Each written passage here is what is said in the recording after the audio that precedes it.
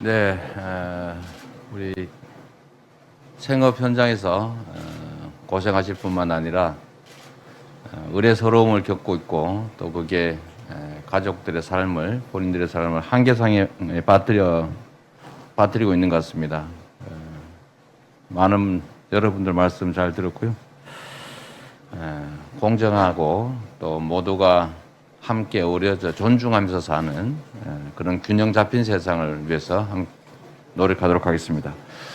제가 기자회견문 낭독하기 전에 제가 우리 이분들 말씀을 들으면서 얼핏 생각난 게 있어서 먼저 말씀 좀 드리고 시작하겠습니다. 우리 갑자기 의원님들 불안하시죠? 또 뭔 또 얘기를 할까? 네. 그 첫 번째는 우리 사회가 왜 법을 지키지 않을까? 또 원칙과 상식을 지키지 않을까 하는 생각을 제가 자주 해봤습니다. 법으로 강제되는, 즉 소위 법규라고 하는 것인데 이제 반드시 지켜야 하는 법률상 의무를 지키지 않을 경우에도 우리는 제재가 별로 세지가 않습니다. 원칙과 상식을 어기는 것은 이제 도덕적 영역으로 치부할 수도 있겠고, 또 그냥 통상적으로 그로 인해서 누군가가 피해를 입었다면 피해를 보전해주는 소위 전통적 방식의 배상제도, 손해배상제도가 작동할 수 있습니다. 그런데 일정한 강자의 위치를 가진 소위 갑이라고 불리는 지위를 가진 집단 또는 기업, 개인이 그 강자의 지위를 이용해서 불법적으로 법규, 즉 법률을 어기면서 약자들에게 피해를 입히고 부당한 이익을 취했다라고 할 경우에 이 약자들은 다수인데다가 피해액이 소수지만 강자는 다수를 상대로 부당이득을 취하니까 엄청난 이익을 취할 수가 있습니다. 그래서 언제나 약자들을 상대로 규칙을 어기고 법규를 어기고 부당한 이익을 취하면서 약자들을 탄압하고 싶은 의욕이 생겨나게 돼 있습니다. 그런데 이게 약자들 입장에서 개인적으로는 소액이고 또 그 문제를 시정하는 데 많은 노력과 비용이 소요되기 때문에 쉽게 포기하죠.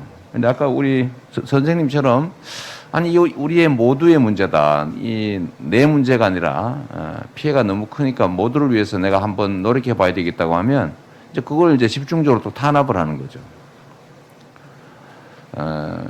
그래서 이런 경우에 단순한 전통적 방식으로만은 강자들의 갑질을 막을 길이 없다. 이 갑질을 통해서 부당이득을 얻고 갑질을 통해서 억울한 피해를 강요하고 고통받게 하는 이런 상태를 방치하게 되는데, 이걸 해결할 수 있는 방법이 뭘까를 제가 많이 고민을 해봤습니다. 그래서 결론은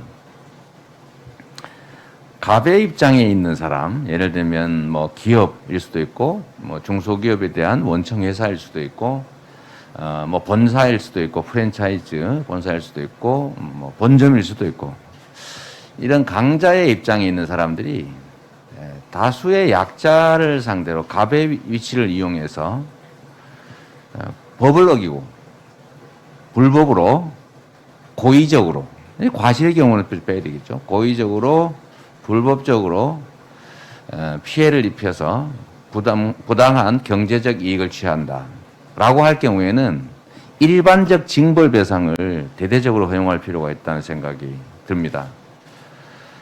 이게 지금은 이제 개별 단위에 대해서만 징벌배상이 논의되고, 최근에는 뭐 우리 언론 여러분들과 국민들께서 관심 가지고 계시는 이제 징벌배상제가 이제 언론의 가짜 보도에 대해서만 이제 도입이 논의되고 있고 그러긴 합니다. 뭐 공작물 또는 생산물에 대한 뭐 이런 것들도 있긴 한데, 하여튼 일반적 징벌배상제를 검토해야 되지 않겠냐라는 생각을 평소에도 하고 있고, 또 오늘 보니까 정말로 꼭 해야 되겠다 그런 생각이 들었습니다. 나중에 기회가 되면 한번 별도로 말씀드리도록 하겠습니다. 고의적인 갑의 위치를 이용한 고의적 불법행위로 누군가에게 피해를 입히고 재산상 이익을 취한 경우에는 그 피해액의 수십 배 또는 뭐 매출액의 얼마 이상, 영업이익의 얼마 이상 이런 식의 징벌배상을 하기 위해서 그런 행위를 하면서는 기업 활동 또는 갑의 행위를 할 수 없는 사회를 만들 필요가 있는 것 같습니다. 자, 또 한 가지만 좀 말씀을 드리면, 이게 최근에 우리 세계 경제도 그렇고 우리 국내 경제도 많은 변화를 겪고 있습니다. 소위 코로나19로 인한 이 혼란이 아마 앞으로도 계속 반복될 거다. 즉 주기적 팬데믹의 사회가 올 것이다. 환경 위기겠죠. 두 번째는 기후 위기로 불리는 이제 재생에너지 사회로의 또는 저탄소 사회로의 대전환이라고 하는 게 또 기다리고 있고, 또 하나는 4차 산업혁명이라고 하는 디지털 대전환이라고 하는 게 우리 앞에 놓여 있습니다. 뭐 그 외에도 많은 변화들이 있긴 하지만 이 세 가지로 표현되는 이 변화는 과거의 양적 변화와는 전혀 다른 새로운 질적 변화를 말하고 있는 거죠. 이 질적 변화의 시기에는 과거 양적 변화의 시기에 사용하던 정책들을 확장판을 내거나 개량해서는 대응이 불가능합니다. 즉 질적으로 변한 사회에는 질적인 새로운 정책들이 있어야 대응이 가능한 거죠. 그런데 지금 우리 경제라고 하는 게 이제 생태계라고 보통 불리는데요. 이 생태계는 이제 토양 속의 미생물, 그 다음에 토양 위에 자라는 풀과 나무들, 그리고 그 속에서 자라는 메뚜기와 토끼와 뭐 참새와 그 위에 또 호랑이, 이렇게 생태계가 이루어져 있는데, 이 중에 최강자라고 할 최상위 포식자인 이제 호랑이나 또는 뭐 맹수들은 자기가 배고플 때만 잡아먹지 이걸 보여주기 위해서 또는 쌓아놓기 위해서 저축하기 위해서 잡지는 않습니다. 이게 생태계가 유지가 되죠. 근데 인간의 경제 생태계는 이 인간의 욕망 때문에 꼭 필요하지 않아도 쌓아놓기 위해서, 과시하기 위해서, 저축하기 위해서 불필요한 포획을 하기도 하는 거죠. 근데 이걸 통제하는 게 정부입니다. 시장은 자유로워야 하지만 시장에 대한 이 공정한 질서가 작동하도록 하는 규제와 감시는 반드시 필요하죠. 그런데 지금 전 세계가 소위 양극화라고 하는 문제를 안고 있습니다. 세계 경제 기구들도 양극화를 완화하는 것이 성장의 길이다라고 공식적으로 공언하고 전 세계 양극화 완화를 통한 성장을 권유하고 있죠. 포용 성장이라고 보통 하지 않습니까? 그리고 또 한 가지 문제는 이 힘의 불균형이 너무 심화되고 있다는 거죠. 소위 갑과 을로 표현되는 힘의 불균형, 대기업과 중소기업, 뭐 가맹점 본사와 가맹점들, 대리점 본사와 대리점주들, 정규직과 비정규직, 또는 남성과 여성, 또 수도권과 지역, 하여튼 이 모든 분야의 균형들이 깨지면서 불균형, 즉 양극화 또는 불평등, 불공정이 극대화되고, 이게 우리 사회의 자원과 기회들을 비효율적으로 배치해서 효율성을 발휘하지 못하도록 만들고 있고, 이게 이제 저성장의 한 원인이 되고 있습니다. 그런데 이러한 질적 전환의 시기에 우리가 어떻게 대응할지를 보여준 대표적인 역사적 사례가 있습니다. 그게 뭐냐면 대공황 시대의 루즈벨트의 뉴딜 정책입니다. 그래서 요새 뭐 신뉴딜 얘기도 많이 나오긴 하는데, 이 뉴딜 정책이 여러 가지 새로운 그야말로 뉴딜이 작동하는데, 거기는 조세 제도라든지 중산층 지원 제도, 복지 제도 여러 가지가 있는데, 그 중에 제가 제일 관심 있게 지켜보는 부분은 바로 노동자들의 단결권 강화입니다. 그 이전에는 자유로움, 무한 경쟁, 승자 독식, 이게 너무 당연시돼서 기업끼리는 다 카르텔 만들어서 독점화하고, 또 노동자들은 개인적으로 교섭해야 된다, 기업과. 근데 노동자들이 단체를 만들어서 집단적으로 회사에 압박을 가하는 것은 이거는 반란행위다. 사회 질서, 사회 치안을 해치는 범죄다. 이렇게 해서 처벌을 했는데 그게 결국 어떤 결과를 빚었냐면 각 분야별 또 주체별의 균형이 깨지면서 사실 소수의 강자들을 양산해내고 이 소수의 강자들이 제재 없이 무한의 자유를 누리다가 보니까 경제 생태계가 깨져버린 게 바로 대공황입니다. 근데 이 중에 이제 대응 방식은 여러 가지가 있지만 그때 당시에 루즈벨트 대통령이 취했던 정책 중에 하나가 바로 약자들의 단결권을 허용해서 강자들과 대등하게 협상할 힘을 만들어준 거죠. 단체 행동권을 다 인정해주고 보호해주고 과거에는 탄압했지만 보호해줘서 미국의 노동자들이 중산층으로 성장하면서 미국의 50년 장기 호황을 만들어낸 토대가 됐습니다. 지금 우리나라 대한민국에는 이런 조항이 있죠. 대리점들이 또는 하청업체들이 또는 뭐 1, 2차 벤더들이 단체를 만들어서 협상을 시도하면 공정거래법 위반이죠. 모이지 마라. 그리고 집단으로 대응하지 마라.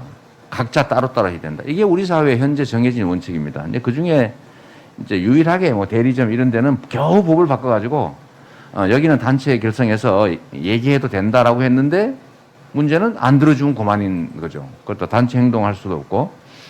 그래서 이 문제도 우리가 좀 근본적으로 공정한 사회의 공정성을 회복해서 그 공정성 속에서 우리가 새로운 성장의 기회를 만들어내려면 각 분야별로 힘의 균형을 반드시 이뤄내야 된다.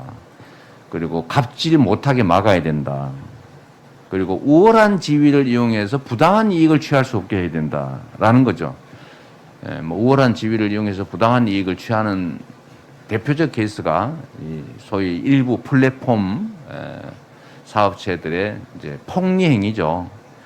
하여튼 제가 미리 기자회견 전에 드리는 말씀이 좀 길었습니다만 어쨌든 우리가 공정한 사회로 가야 되고 공정한 사회로 가는 길의 핵심은 각 분야의 힘의 균형을 회복하는 것이고 시장 역시도 공정한 경쟁이 가능한 사회라야 혁신과 창의가 가능하다.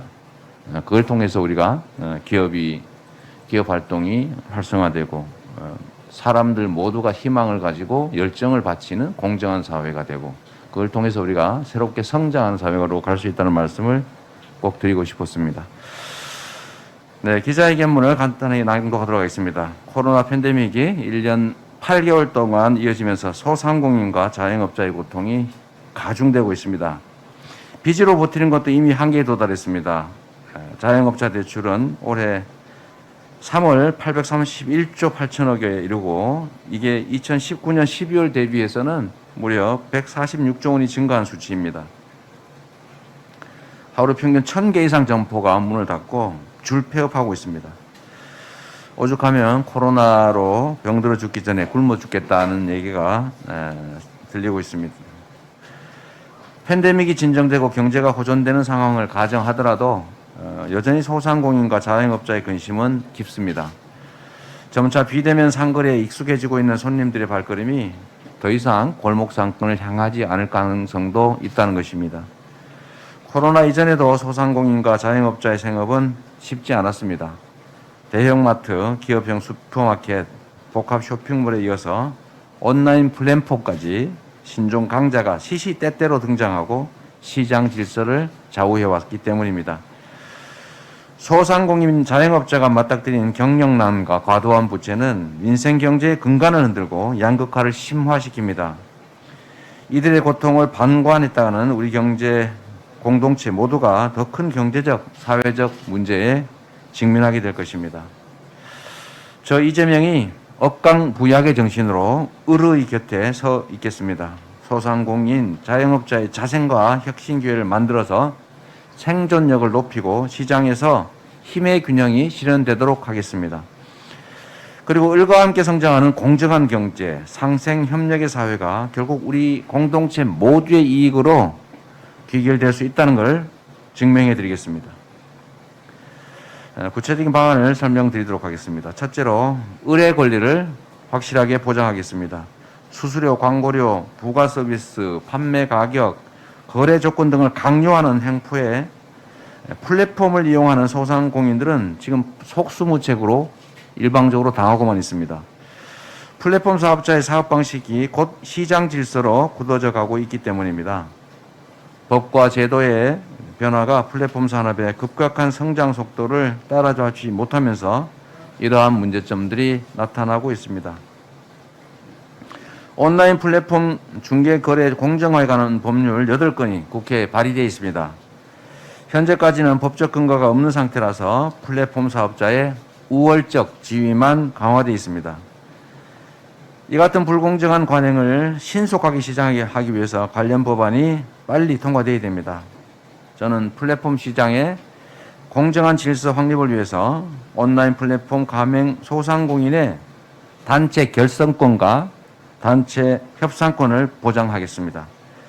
플랫폼 이용 사업자들이 단체를 결성해서 플랫폼 중개 사업자에게 교섭을 요청하면 의무적으로 곧바로 교섭이 개시되고 교섭 결과에 대한 플랫폼 중개 사업자의 이행 의무도 부과하도록 하겠습니다. 특히 유명무실한 단체 결성권과 협상권을 실질적으로 보장하겠습니다.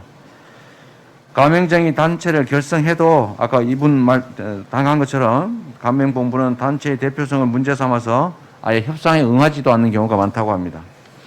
중앙정부와 지방정부의 을들의 단체를 등록하게 해서 법적 지위를 확보하고 협상권을 강화하도록 하겠습니다.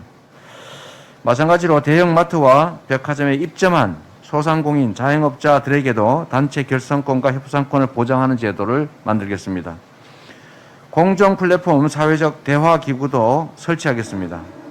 플랫폼 업체, 가맹 사업자 단체, 노동 단체, 그리고 정부 기구 등이 사회적 대화와 자율적 협약을 통해서 상생 협력의 방안을 모색하고 갈등을 해결할 수 있도록 하겠습니다. 둘째, 플랫폼 시장의 공정성을 확보하겠습니다. 플랫폼 중개 사업자가 데이터 독점을 기반으로 골목 상권에 진입해서 지역 경제와 유통 산업의 생태계가 무너지고 있습니다. 온라인 플랫폼 업체는 창고형 마트를 자기들 걸 아예 설치해 놓고 동네 슈퍼마켓을 위협하고 식자재 납품 등 B2B 시장까지 넘보고 있습니다. 직매입이 전체 매출의 90% 이상을 차지하는 플랫폼 업체가 이게 중개 사업자겠습니까? 이거는 이미 유통업체입니다. 이게 중개 사업자가 아니다라는 지적이 공감대를 얻고 있습니다. 플랫폼 중개 사업자가 골목시장 영업까지 문어발식으로 확장을 하지만 온라인 사업자라는 이유로 오프라인 사업자와 달리 규제 사각지대에 방치되어 있습니다. 이러한 상황을 방지해서 플랫폼 중개 사업자와 골목 상권 간의 상생과 협력의 질서를 만들고 시장의 독과점을 막겠습니다. 아까 말씀드린 것처럼 대공황의 핵심 요인은 독과점과 힘의 불균형이었다는 겁니다. 경기도 공공배달의 배달특급이 지난해 12월 서비스를 개시했는데 3개월 만에 거래액 100억을 넘었고 지난 8월에는 도내 23개 시군의 누적 거래액이 500억을 돌파했습니다.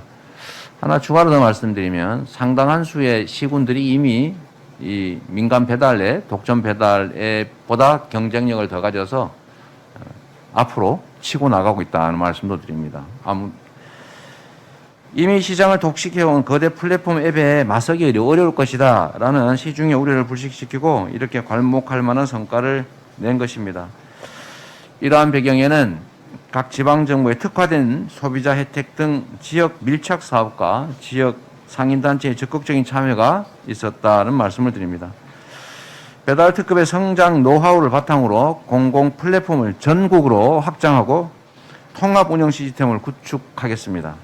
플랫폼 가맹점, 노동자, 소비자 모두에게 편익이 돌아가는 다양한 상생, 협업 운영 모델을 개발하고 고도화시키겠습니다. 배달앱과 관련돼서 많은 지적, 시장의 공공이 침투해서 시장의 자율성을 훼손했다 이런 지적이 있는 것을 알고 있습니다만 그건 전혀 사실이 아니라는 말씀을 먼저 하나 또 드리겠습니다. 왜냐하면 저는 혁신의 결과는 존중합니다. 그러나 혁신의 결과가 아니고 단순한 독점의 결과로 부당한 이익을 취하는 것은 이거는 정상적 시장이 아니라 그야말로 대공황을 유발시켰던 잘못된 반드시 시정되어야 될 불공정한 거래 행위다. 그렇기 때문에 이 독점을 통한 부당이익을 막고 혁신이 가능한 실질적으로 공정하고 창의적인 생태계와 시장을 만들어낼 필요가 있습니다. 만약에 이 배달 앱이 음식 배달 앱이 혁신의 결과였다면 그 공공 영역이 순식간에 어떻게 따라잡아서 추월할 수 있겠습니까?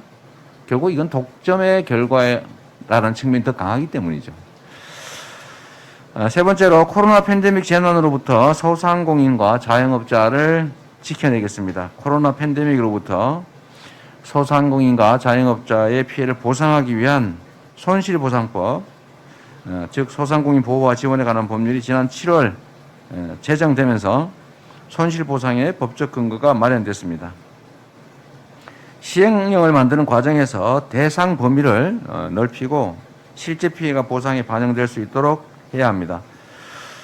우리 정부가 손실보상뿐만 아니라 재난위로금 지급, 금융지원 확대 등 여러 대책을 실시 중이지만 민생 현장의 절규는 여전합니다. 기존 대책에 더해서 인건비와 임대료 등 고정비까지 포함하는 한국형 급여 보호 프로그램, 소위 PPP라고 하는 도입 방안을 검토하겠습니다. 폐업하는 소상공인에 대한 지원도 확대하겠습니다. 생존에 기로해서 폐업을 선택하는 분들께는 최소한 대출금 상환만큼은 유예할 수 있을 겁니다. 폐업 소상공인이 실용불량이 빠지지 않고 원활하게 재기해서 정상적인 경제 활동이 가능하도록 하겠습니다. 지난 8일에 더불어민주당 윤호중 원내대표께서 교섭단체 대표연설을 통해서 한국은행의 서민과 자영업자의 이자 감면을 위한 정책금융 확대, 금융중개지원대출의 소상공인 지원 비중 확대, 포용적 완화 정책으로의 전환을 제안하셨습니다. 윤 원내대표님의 제안을 진심으로 환영합니다. 벼랑 끝에선 소상공인과 자영업자의 부채 위기를 완화하는 획기적 금융정책 시행을 위해서 저도 힘을 보태드리겠습니다. 네 번째, 코로나 팬데믹으로 인한 임차 상인의 임대료 부담을 완화하겠습니다. 코로나 팬데믹이 진정되기 전까지는 임차 상인의 임대료 연체로 인한 계약 해지, 갱신 거절, 강제 퇴거를 금지하겠습니다. 체납된 월세 강제 이행도 할 수 없도록 조치하겠습니다. 폐업하는 임차 상인에게는 임대차 기간이 남아 있어도 임대차 계약을 해지할 수 있는 권리를 부여하겠습니다. 경기 회복 수준을 감안해서 올해 말 완료 예정인 착한 임대인 운동의 세액 감면 기간도 연장하도록 하겠습니다. 임대료 감액 청구권 제도와 임대차 분쟁 조정 제도의 실효성을 확보하겠습니다. 기존의 임대 분쟁 조정은 임대인이 응하지 않으면 각하됩니다. 그래서 비싼 소송 비용을 치러서 분쟁을 조정하거나 조정을 포기하게 만드는 구조입니다. 지난해 임대차 분쟁 조정 신청건 중에 약 90%는 조정이 개시조차 되지 못했습니다. 소송이 아닌 방식으로 법원에서 임대차 분쟁을 해결하는 제도 도입을 검토하겠습니다. 임차 상인의 감액 청구 협상력을 높이기 위한 임차료 감액 협의의 가이드라인도 만들어 보겠습니다. 다섯 번째, 지역 카페 발행을 더 확대하겠습니다. 지역 카페가 가지고 있는 내수 경기 진작, 그리고 지방 경제, 또 골목 경제, 지역 경제 활성화 효과는 이미 여러 차례 입증됐습니다. 특히 기한이 정해진 소멸성 지역 카페로 지급했던 경기도 재난 기본소득은 명절 대목 같다라는 상인들의 반응이 있을 정도로 체감도가 높았고 공식 통계상으로도 그 유효성이 입증됐습니다. 전국의 지역화폐 발행 규모는 2018년 3,700억 원에서 2019년 2조 3천억, 2020년 9조 원, 올해는 추경을 포함해서 20조 원으로 크게 늘고 있습니다. 행정안전부의 내년도 수요조사 결과는 26조 원 규모입니다. 이 같은 지방정부의 수요를 고려해서 지역화폐 발행 규모를 더 확대하겠습니다. 제가 이미 공약으로 발표한 기본소득을 비롯해서 각종 현금성 복지 지출을 소멸성 지역화폐로 지급하면 지역경제 활성화와 소비 진작에 엄청난 효과가 있을 것으로 생각됩니다. 그런데 안타깝게도 우리 존경하는 홍남기 부총리께서 또 지역화폐 지원 예산을 77%나 삭감했습니다. 도대체 이해가 안 됩니다. 따뜻한 안방에서 지내다 보면 그 진짜 북풍 한설 부는 들판의 고통을 알기 어렵습니다.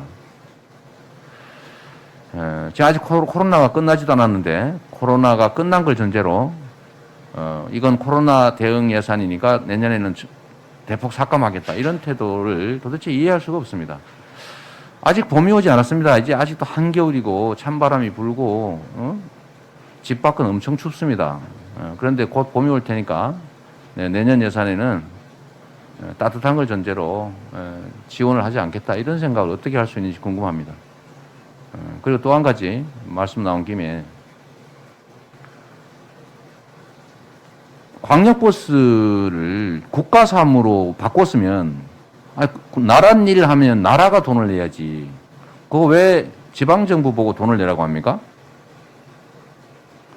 그 법적 상식도 완전히 무시하고 다른 국토부가 대통령을 대신해서 중앙정부를 대신해서 합의했으면 그게 국가와 지방정부 간 합의인데 중앙정부의 한 부처에 불과한 기재부가 국가와 지방정부 간, 중앙정부와 지방정부 간 합의를 완전히 무시하고 국가사무의 지방비를 70%를 내라고 이렇게 강요하는 게 이게 옳은 일입니까? 이게 이 나라가 정말 기재부 겁니까? 기재부 마음대로 하는 그런 이러시면 안 됩니다. 이게 선출 권력의 의지도 존중해야 되고 국회도 요구하고 법적 상식에도 맞는데 아니 국가와 중앙정부와 지방정부가 합의한 거를 기재부가 완전히 무시하고 우리는 인정 못하겠다. 국가 사무지만 돈은 지방정부가 내라. 이런 몰상식한 주장을 이렇게 예산안에 반영하고 작년뿐만 아니라 올해까지 고집부리면 되시겠습니까?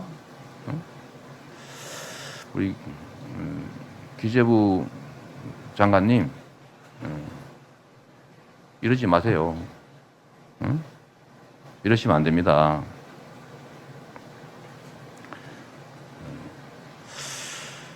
특히 지역화폐 예산 77% 깎으신 거 아마 국회에서 다시 심의과정에 논의가 되겠지만 다시 원래대로 증액할 뿐만 아니라 행정안전부가 요청하는 대로 올해보다 내년에 더 증액하도록 꼭 요청드립니다.